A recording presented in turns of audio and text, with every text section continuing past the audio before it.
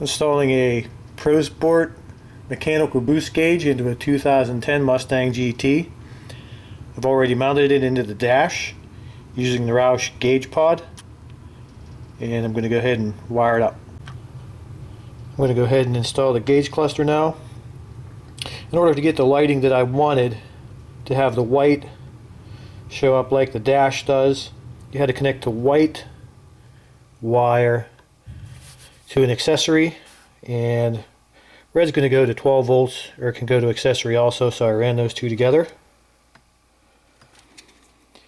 And then black's just going to be ground, and then the blue, in order to have it come on with the headlights, needed to be connected to a source that is switched with the headlights. So this is where we're going to make our connections in order to get the blue to light up with the headlights. We're running off the headlight switch here that turns the headlights on, and the lead that I use the T-tap on is purple and white, and that's only going to supply 12 volts power when the headlights or parking lights are turned on. In order to get 12 volt accessory power, I went here to the ignition harness and used a T-tap here. This is a purple and green wire.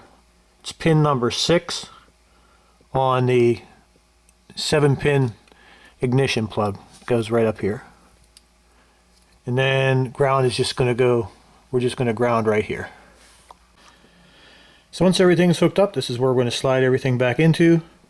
This is the tubing for the mechanical boost gauge, and it's going to slide back into this little slot.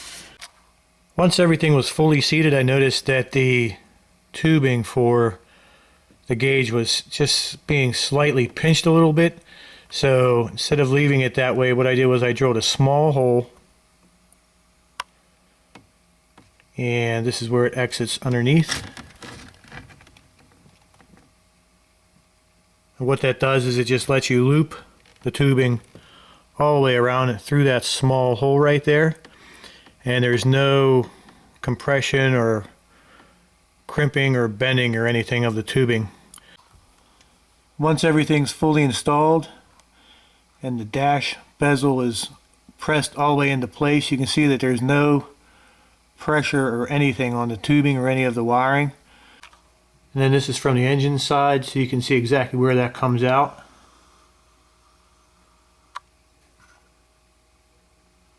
And it provides a really nice path for the tubing, unobstructed. Alright, so everything's fully installed. This is how the gauge will look during the day. And then at night, when the headlights are on, that nice blue color. And we're good to go.